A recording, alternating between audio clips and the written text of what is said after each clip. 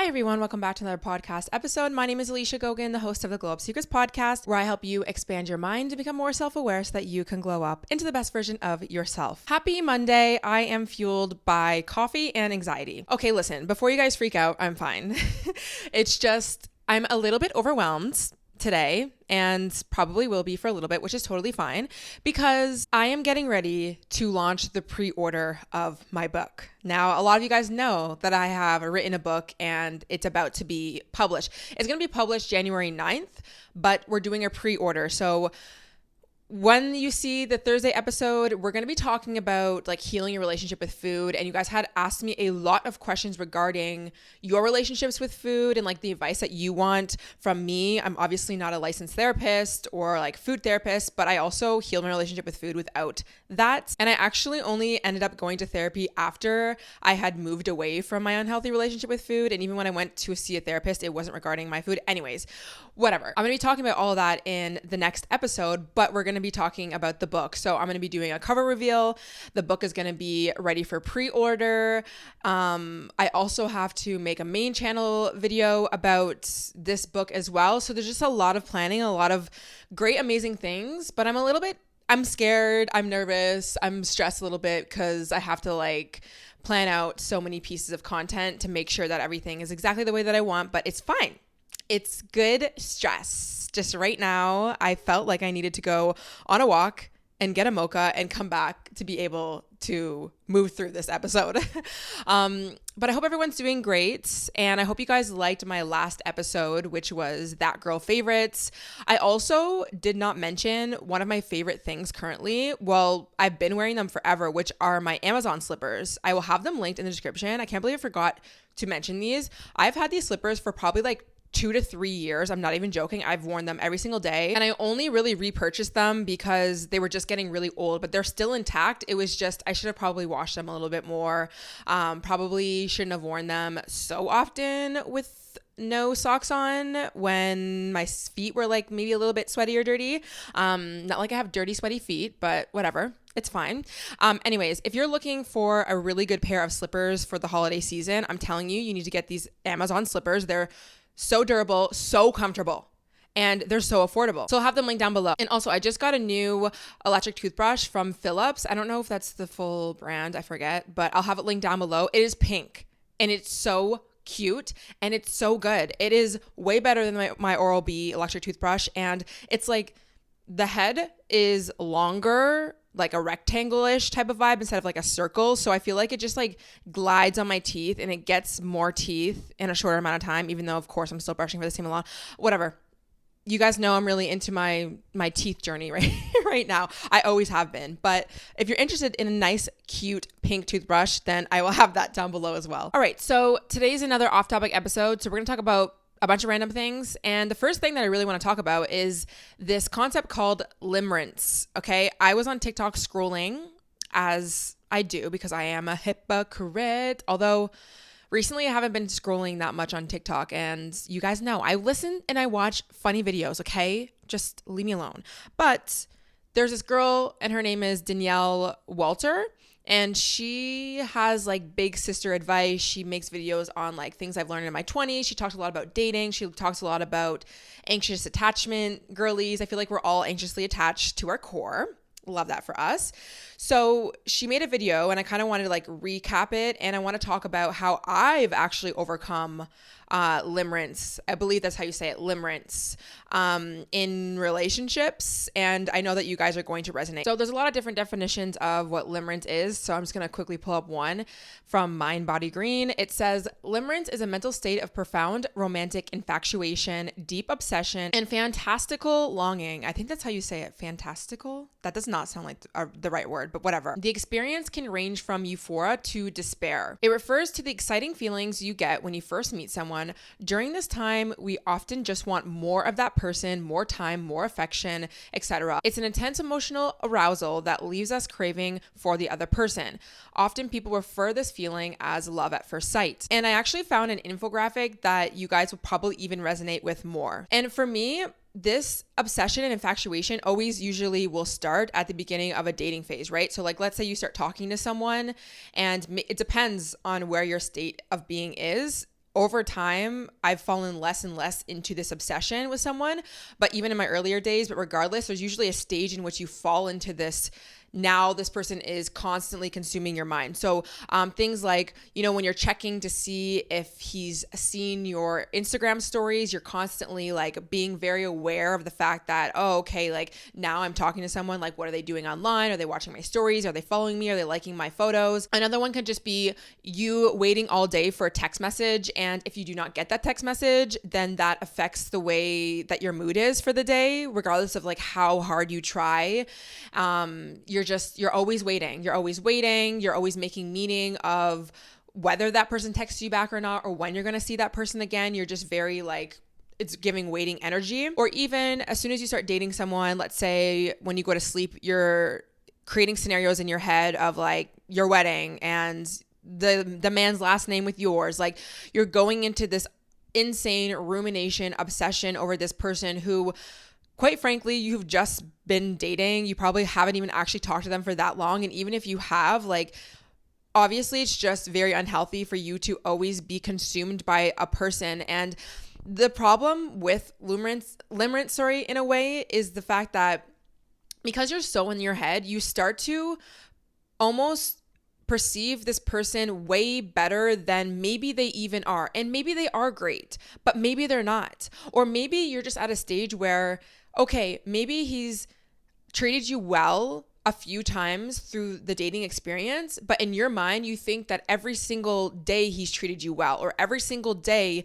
he's showing up 100%, or like he is the one just because he's done a few things like compliment you, or he asked you out on a date, or he pursued you a little bit. But because you're always so infatuated and obsessed about the good qualities of him, you don't necessarily see how potentially he's not the best guy for you. And maybe he is, like maybe he actually is, but because you're so consumed with this object, meaning this guy, let's say, it doesn't really matter how much or how little he has done, because all you've been doing is thinking about this person. And when you're constantly ruminating and obsessing over a person, you automatically put them on a pedestal. Like literally, even if you are ruminating and stressing about the fact that this guy has not texted you back, let's say, the fact that you are spending your entire day thinking about the fact that he hasn't texted you back puts him up here and you down here.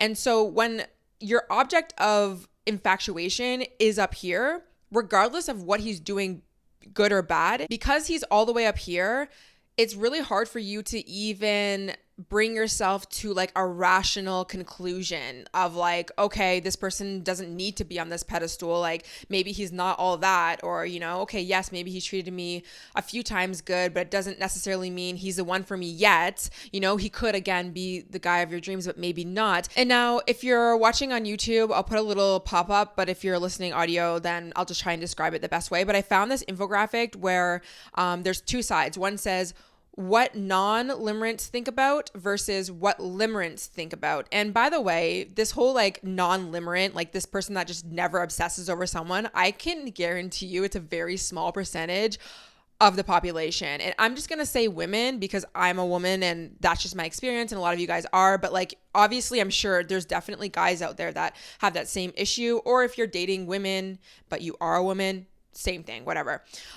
So there's like a square and it has like job, finances, relationships, hobbies, family, and friends. And the box is divided pretty equally through all different segments of someone's life, essentially. So, let's say 20% of the time you're thinking about your finances, 20% of the time you're focusing on your hobbies, 20% is for family and friends, 20% is for relationships, 20% is for whatever. So like you have a good mix. And now obviously like life is not always black and white, but I'm just saying as an example. And then the other side, essentially your limerent object takes up probably 80% of the entire box, and then you have like finances at the top, and then you have family at the bottom, a little tiny bit, and like friends in the middle. And now this brings it back to people who have anxious attachment styles. When you have an anxious attachment style, essentially there is this like object of focus always, whether that be, let's say, a romantic partner or somebody that you want to date, or maybe just, I don't know, obsession over, let's say,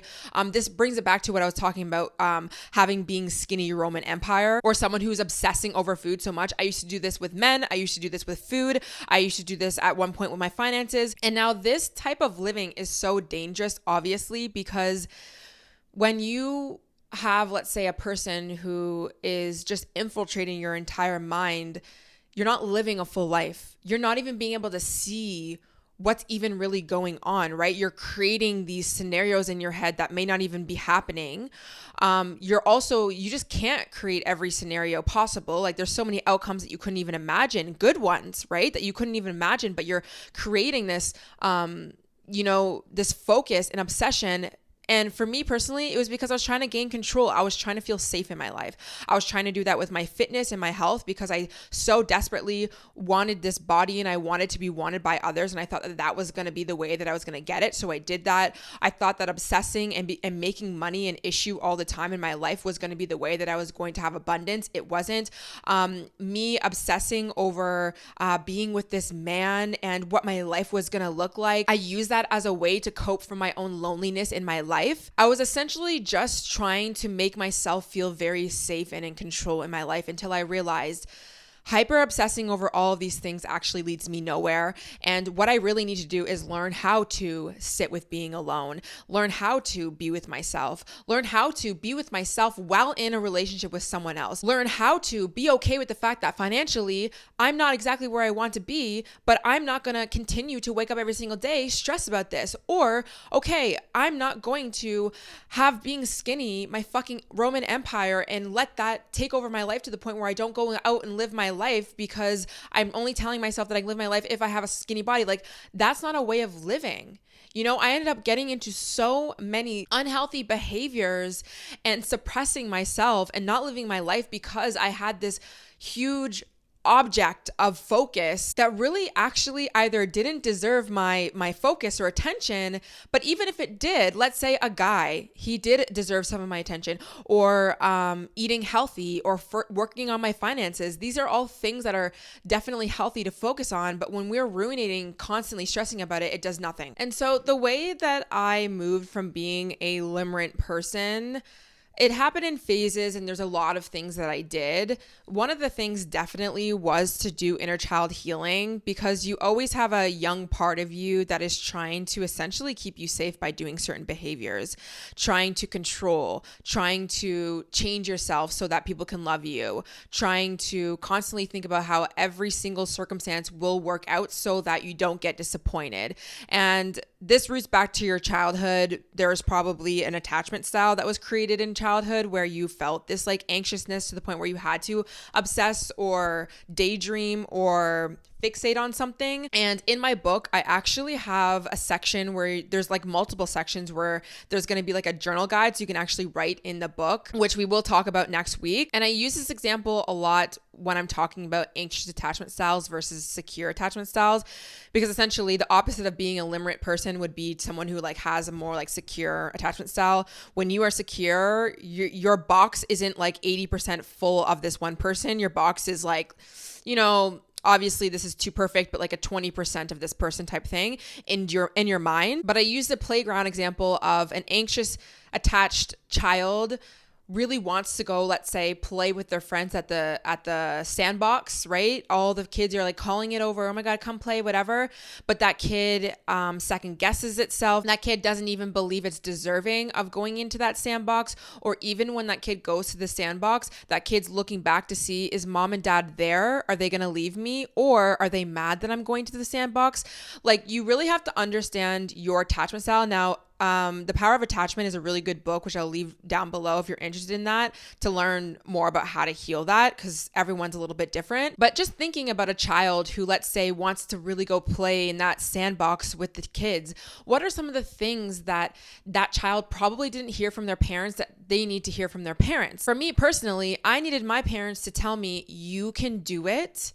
You are so worthy of being in this sandbox, like every single one of us. And also, you don't have to worry about me leaving because I am not leaving you. And even if, let's say, I need to go to work or I need to go somewhere and I'm not able to watch you at the playground, I'm going to make sure that someone is in replacement of me. I'm going to make sure that you are safe no matter what. Unfortunately, I did not necessarily get all of that support, and a lot of us didn't. But in our adult lives, where are the areas of our lives where we can start to incorporate those type of behavior? So obviously it's not going to be the same sandbox situation, but let's say you're starting to date a guy for the first time and you're starting to move into this like limerence, like obsession about this guy.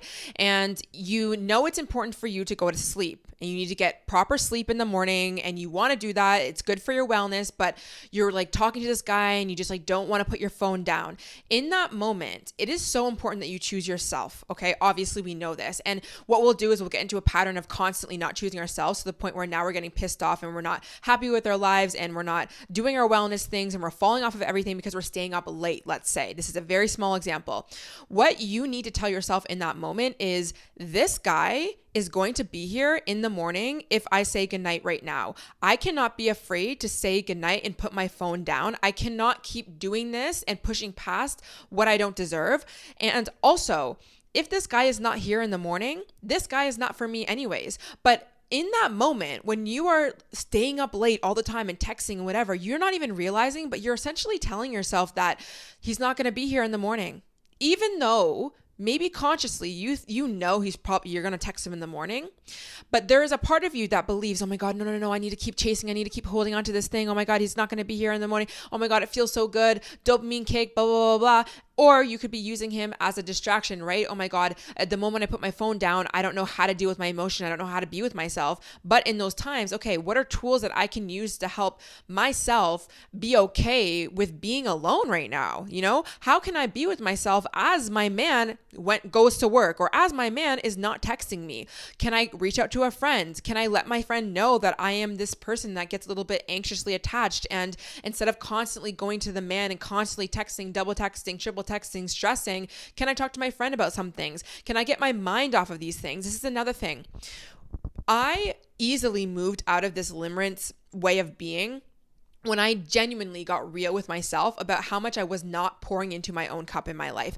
My finances were a mess. My health was a mess. I was not prioritizing myself. I didn't look at myself like I was a main character. I didn't look at myself like I was a gem.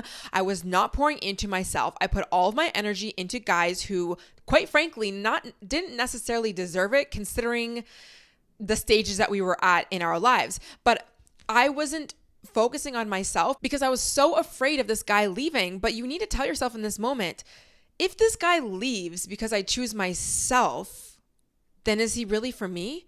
Don't you want to be with a man who wants you to choose yourself?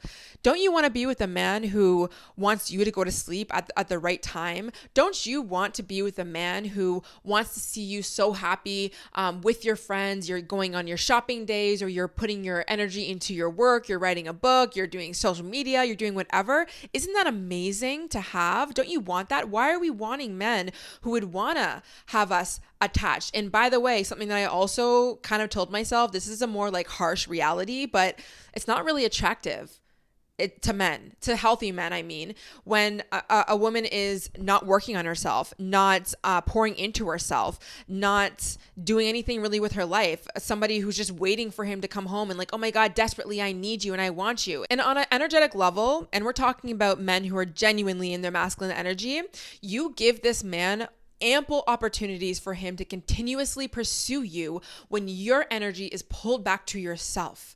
And when you're doing this limerence behavior, your energy is all on them, right? It's always on the object, all on them. You're either chasing, you're like way too available, you're picking up the phone all the time. And again, we're not trying to play games here, but at the end of the day, it does shift that dynamic. And what I also found was when I start pouring back into my own cup, when my man wasn't in front of me, or even let's say when I had those situations where like the guy would pull away, like I feel like we've all had those circumstances.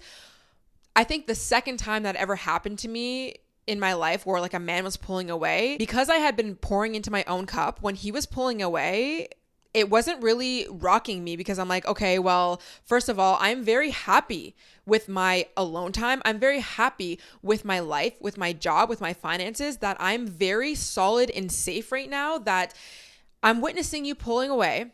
And I can acknowledge that. And yes, maybe at first it kind of like feels like shit, but I'm instantly pulling myself back to myself because my life is good over here. I'm fine.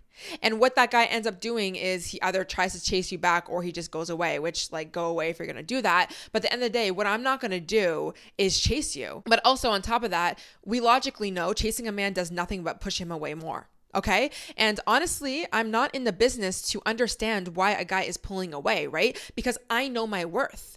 I know if a guy is pulling away, if a guy is not showing up for me, if he is not like whatever the fuck he is doing, that is none of my business, honestly. And when I mean none of my business, obviously depends if you're in a relationship with him. Like, yes, you maybe need to have a conversation, this, that, and the third. But at the end of the day, it's like, okay, well, I know my worth. I'm happy with my life. So if I know those two things to be true about myself, why you are pulling away has nothing to do with me. But what we do as women is we internalize it and we completely tell ourselves, oh my God, it's me. Oh my God, I'm a piece of shit. Oh my God, da da da. And so when you have those natural thoughts that sometimes will come up, even the most self-aware, confident person will have those thoughts. What will help you combat those thoughts is turning around and looking at your own life and being like, wait, no, this doesn't make any sense. It can't be me. Why? I'm happy with my life.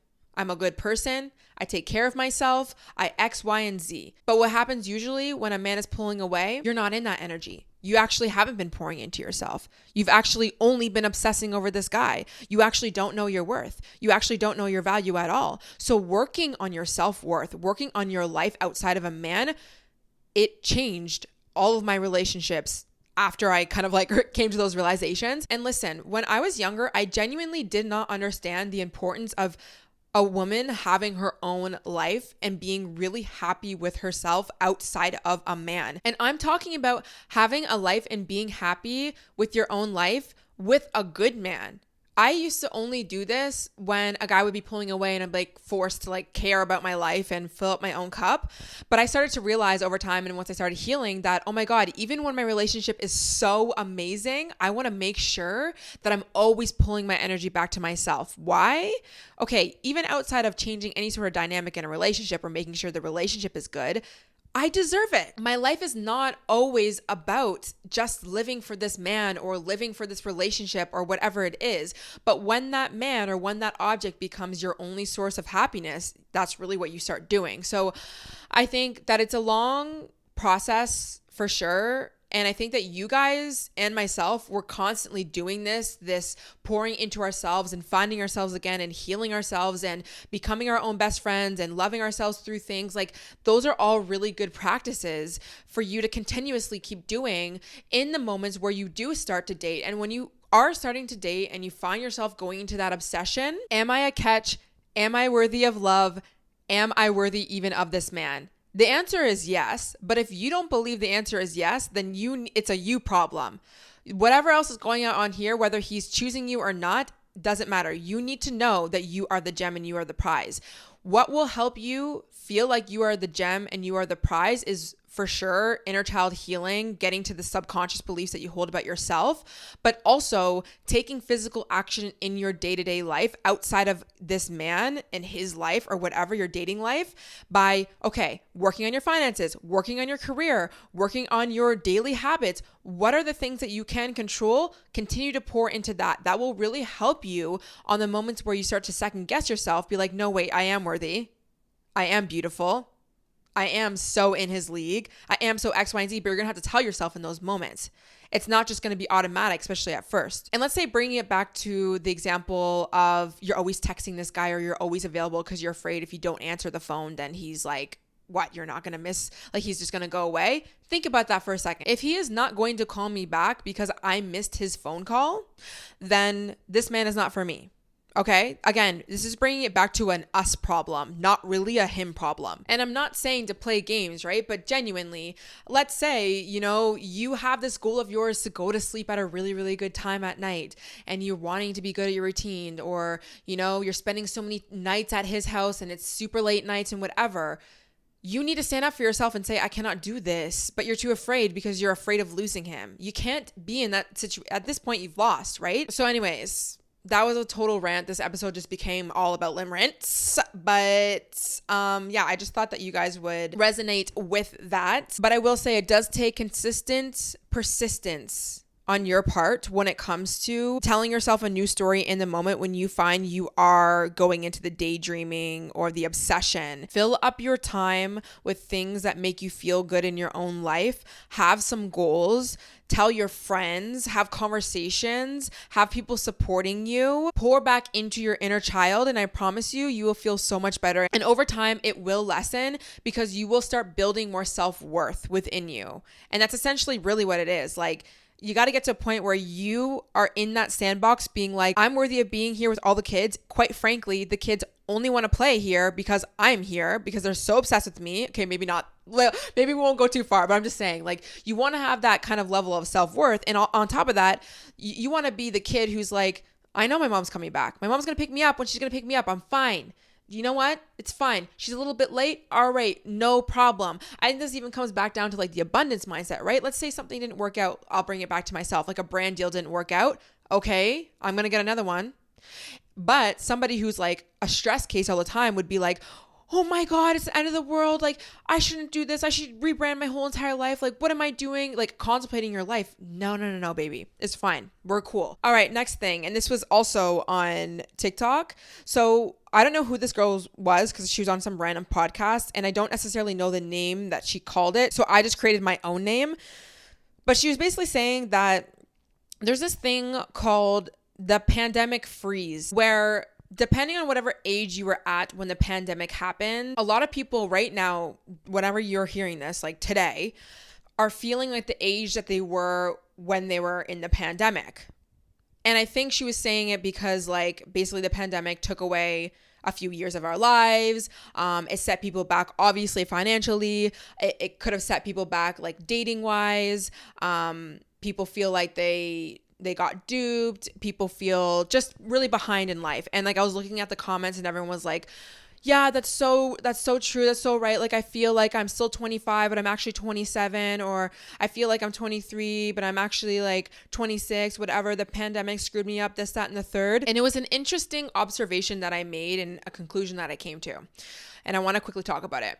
On one hand, if you actually think about it, it could totally be true, right? Like I could sit here and be like, damn, I kind of sometimes do feel like I was like 25 and like, where did those times go? And yeah, the pandemic, like financially, I was going through it. And yeah, maybe I did miss out on some dating opportunities because everyone was locked down and this, that, and the third. Yes. And quite frankly, a lot of people had it even worse than I did. And I had it very bad. That wasn't, my hand pain was a thing, everything. We're not going to get into it, but genuinely, people really struggle through that time. People are definitely still coming back from that. On one hand, yes, it's an absolute lived experience that a lot of us went through. But what I was looking at in the comments was disempowerment. Because yes, we could look at it and be like, the pandemic took so many years of our lives and we're so set back. Or you could just not think that. Because these comments, all I was reading was, I'm not going to get anywhere in life. And I'm so far behind in my love life. And I'm not going to have the future that I want. And I'm not going to find my husband. And I'm not going to get my dream job. And I'm not going to X, Y, and Z because of this pandemic freeze. And this is all I want to say. Be very careful with the stories that you are telling yourself, because these stories could either make or break you. These stories will either keep you stuck or get you moving forward. Is it okay to acknowledge the fact that hard shit went on in our lives? Yes. But if it's to the point where this story is now hurting you and not helping you, I would highly suggest you let it go. Does it need to be true that I need to move through life now thinking, oh my God, I lost years out of my life, and oh my gosh, I'm not going to get what I want financially or romantically, or the whole entire world is effed up? How is that going to help me get to where I want in my life? You have the decision to take that on as a belief or not, genuinely. And I know it can sound like, oh my God, that's so insensitive to say that that's essentially a limiting belief. But what she said on TikTok was essentially a limiting belief and people were buying into it. Okay.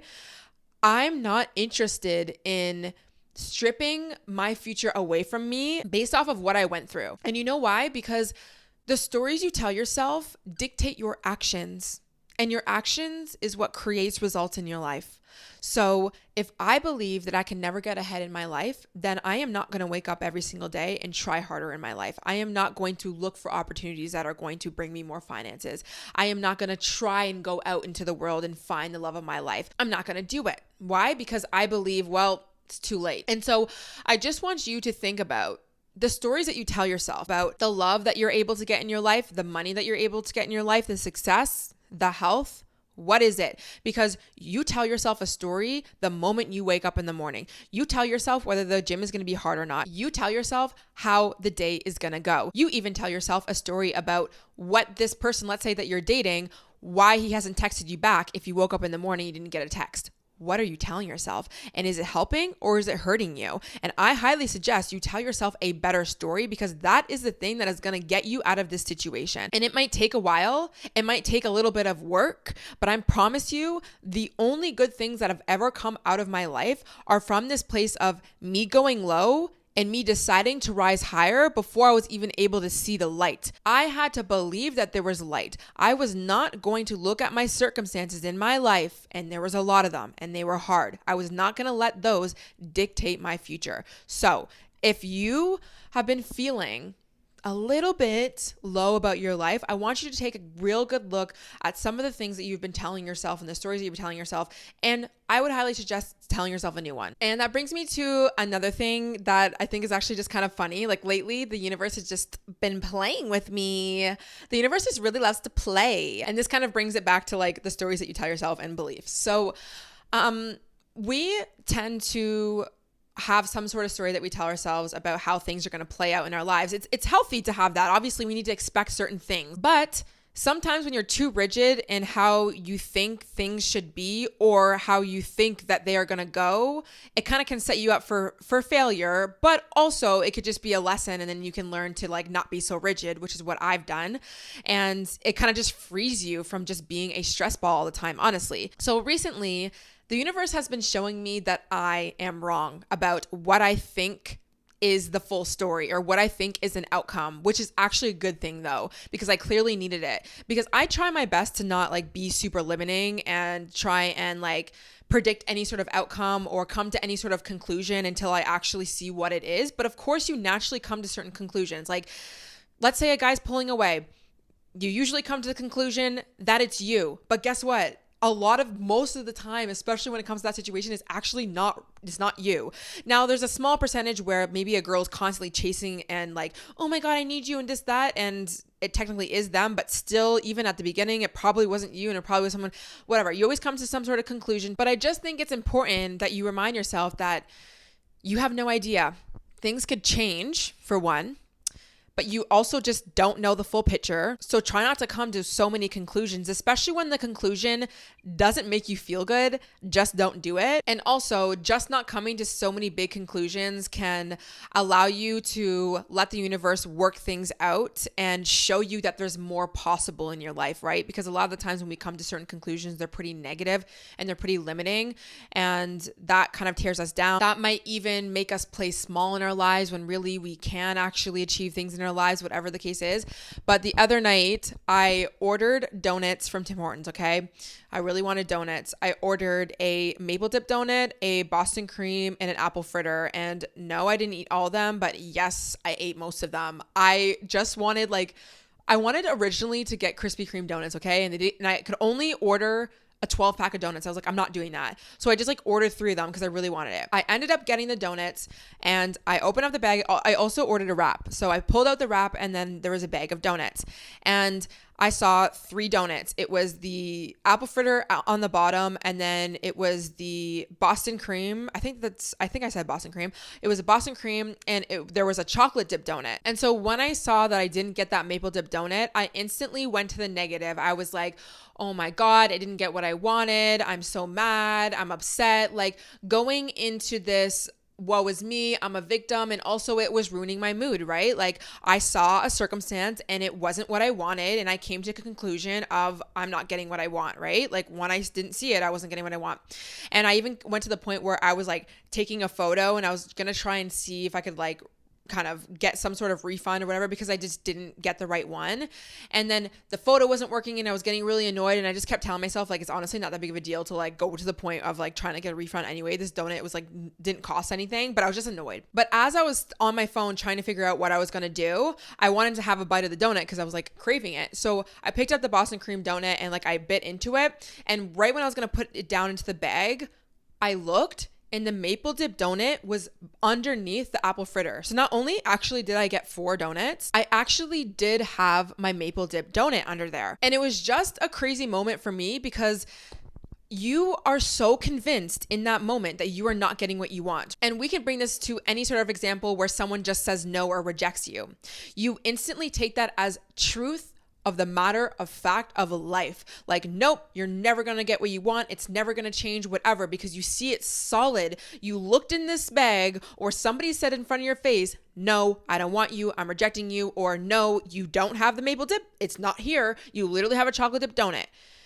But sometimes through the lens in which we look, which the lens I was looking through was and instantly going to the negative, because that's how we tend to do things in our lives. And especially when it came to like ordering something on Uber, I kind of already had this filter of like, oh, there's a huge chance that I'm not going to get something because I haven't gotten it before. Like literally we have these preconceived ways of seeing life, and we have these glasses on. So we're only looking at things through these glasses. But once you take those glasses off, or the universe says, hey, I'm going to take them off for you so you can fucking see and you can learn, you realize that there's so much more to the picture. And for me, the donut was actually there the whole entire time. I just couldn't see it in the moment because I was essentially being very small-minded. And the same thing goes with, let's say someone says no or rejects you, or let's say a job opportunity, they say no. We will take that as truth of the world, of the universe, and we just tell ourselves, oh my God, like I'm the worst, not going to get what I want, this person doesn't like me, or I'm never going to make money, whatever it is. We always go to the negative, and then we stress ourselves out, and then we don't usually take action, and then we just like go in this like self-pity moment, when realistically, who is to say that that no will not change? But we look at it as it's the truth, and because it's the truth, and because I look at it as bad, I'm going to look at myself as bad. I'm going to look at myself as unworthy, instead of looking at that no as, first of all, it'll probably change. But even if it doesn't, that doesn't mean that I'm not worthy. Doesn't mean that I'm not going to continue to find a job that's going to make me more money. Who's to say that that job actually wasn't for me and I'm going to find more money over here? Or who's to say that this guy was even the guy that I wanted to be with? Or whatever the case may be. But instead, we lower our self-worth. And on top of that, we usually go into this spiral of unnecessary anxiety and stress that we don't need. And bringing it back to my donut example, obviously I wasn't looking at myself like, oh my God, I'm not worthy, this, that. But what I was doing was getting highly stressed for no reason. I was stressing on my phone, trying to figure out if I can do the refund, and I'm letting that ruin my night. I was going to go watch the Kardashians and sit with my donuts and everything was going to be okay. But because I didn't have it, it's like the end of the world. Like, that is so not necessary, right? That's me coming out of the present moment and into my head and stressing about things that are very irrelevant. And then on top of that, the goddamn donut was in the bag the whole entire time. So it's really important that you understand we have lenses in which we see the world through. These lenses are made up of our childhood, our traumas, the good, the bad, the ugly, everything. And it's also not bad to have glasses. We need to kind of like look through a certain lens, of course. But when you are constantly looking through a lens in which everything you find is negative, it's wrong, you're feeling like shit about yourself, I would for a moment do your best to take off these glasses and analyze these glasses and look at these glasses and say, are these lenses even accurate?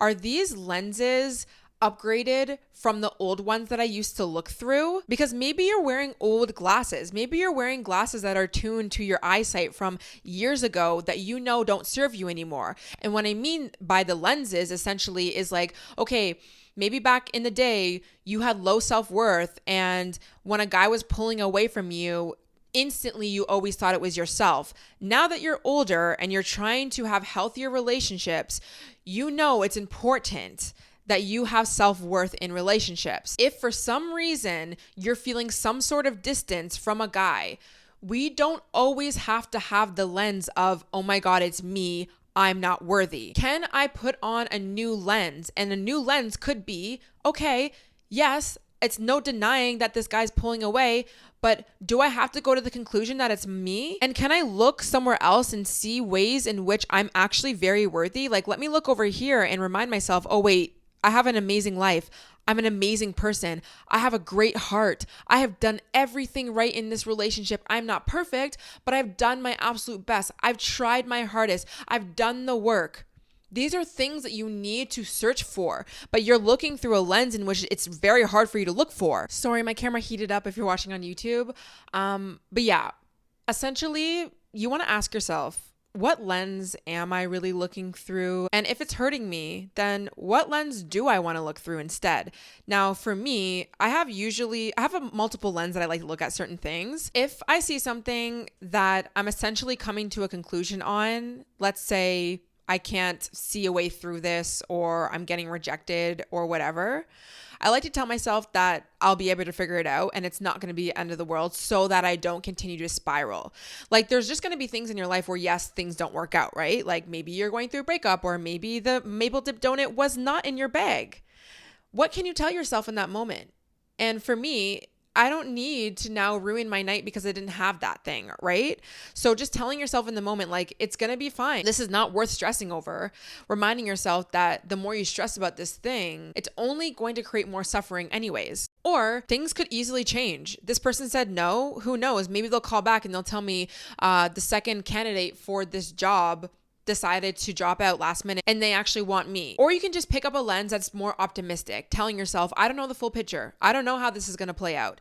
And I'm not going to come to any conclusions yet because things could easily change. This person could change their mind. This job opportunity could change their mind. I'm not going to internalize this thing. I'm not going to stress myself out. I'm not going to come to this really shitty conclusion based off of a little bit of evidence that I see in front of my face. Even if I see this evidence, even when it came to the donut, I thought that I knew and I really don't. And that's what I like to tell myself sometimes when I'm finding that I'm fixating on something and I'm telling myself something that clearly is not going to help me.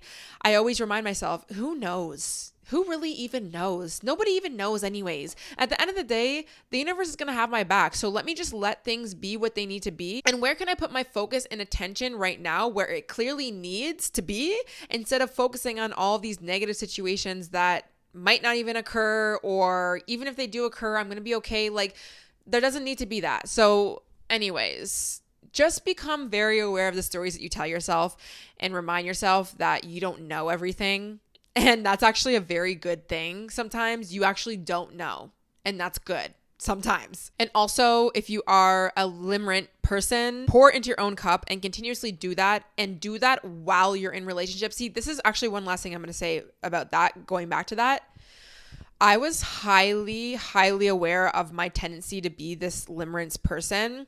I would say the past 3 years of my dating experiences that I made sure when I got into relationships that I was pulling my energy back to myself, even when the relationship was good. Because especially when the relationship is good, right? It's like, oh my God, I'm in love. Like, I love this person. Oh my God, this person, like, again, you could be dating somebody who's actually great for you. They have all the good qualities, whatever. But because I knew my tendencies, I didn't want to slip back into these old ways of obsessing, because I also just didn't want to be concerned with what this person is doing at all hours of the day. Like, it's actually really annoying. Like, it's actually draining to think about someone all day, every single day, even if things are going well. And I like to look at things as like quality versus quantity sometimes. Like, okay, I could think about this person all day because this person is really amazing. This person does check off every single box. I do want to be with this person, but wouldn't it feel so good if I just pulled my energy back to myself? I was working on my business. I was working on my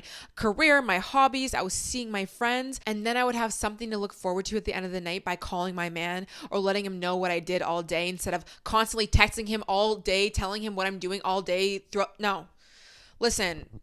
At some point, you need to graduate from this texting a guy all day, every single day, updating your life. I am so sorry. I thought that that was even a healthy thing to do when things were going well with a guy, until I realized it wasn't because of my tendencies. Because when you are that person who's, let's say you're always texting constantly, what are you doing? What are you doing now? What are you doing later? Every day, all day. Even if on paper it looks like everything is fine and healthy, it's not, because you end up creating this hyper obsession, even if you don't want to, because that person's always on your mind. You're always texting them. It's like, okay, I just texted them and I'm updating them about my life, or I like their Instagram story, or I'm watching their stories, and then I go back into my life and I do my thing for like 20 minutes, and then I'm texting them again because I'm having this conversation with them. It's not about playing games. It's not about being cold with men. But if you are this type of person, understand quality is so much better too when it comes to like, okay, you know what? I'm not going to text him all day, every day. I'm going to wait till the end of the night, let's say. I'm not saying you can never like text your man. Like, obviously it depends, but especially when you're first dating, okay, I'll just have a nice, genuine, long, great conversation at the end of the night, and we can both tell each other what we did or whatever it is, or like I'm going to look forward to it on date night, or I have all these like random thoughts that I want to like text him and I want to send him a million things. But you know what? I'm just going to keep working on myself. And then when I see him, I'm going to be able to have this amazing conversation with him instead of like constantly updating him on every single fucking thing that I'm doing, which again, it just doesn't necessarily help you when you are that limerent person. Again, this is not to mean you can't have joy in your life. Doesn't mean you can't text this guy when you're wanting to. Doesn't mean you can't call your man. Doesn't mean you can't talk to your boyfriend throughout the day. I'm not saying that, but just be aware of when, you're doing a little bit too much, even when it's technically healthy because you really like this person. This can lead you into the obsession of the rumination, because what will happen is when you create this type of dynamic, if there is a time where he's not able to get back to you, if he doesn't answer you and you get like this, that's when you know you shouldn't probably be doing this dynamic. And for me, I would get into these situations where we would do this like texting all the time back and forth. And the moment that I didn't hear from him, I went into a spiral. That's when I realized that this texting back and forth actually was never even healthy, because I was actually using him as my limerent object. I was actually using him as a way to only feel good about my life. So, I mean, this is what I'll say. If you want to text somebody here and there, whatever, that's fine. But if you don't hear from them and you start stressing the F out, then you're probably actually using them as like a crutch in a way. And this is what I say, like, I think about the relationship that I had towards my best friend. I talk to her essentially all day, every day. But when I don't hear from her, I do not stress. I do not go in this energy of, oh my God, what is she thinking? Oh my God, I'm not good enough. It's a different type of relationship. So I don't try and do that a lot with my romantic relationships, because I know where that can lead me, because that's a different type of dynamic and attachment style that I would be recreating, because that's just like what I would do with men based off of my childhood. But when it came to like women, like, or friendships, it's a little bit different. Some people will do this with friendships as well, but it's just like a good indicator to realize, okay, well, maybe I can't create this full dynamic with this man, because realistically, the only reason why I'm creating this full dynamic with this man is to create safety in my life, versus doing this behavior of talking to him all the time just because I want to, like I do with my best friend. Because realistically, most of the time with romantic partners, you don't necessarily you don't have that relationship that you have with your friends in that way. Like, I text my best friend about random shit all the time that like I'm not interested in telling my man. Like, I don't need to. It's not needed in my relationship. But anyways, I digress. I hope any of that made sense. This off-topic episode really was not as off topic. I feel like I kind of like only talked about two main things, but I hope you guys enjoyed, and please be sure to listen to next week's episode, because I'll be talking about my book, and I'll be showing you guys a cover, and we'll be talking about healing your relationship with food. You guys had a lot of questions about that. So yeah, I will see you guys in the next one. Bye.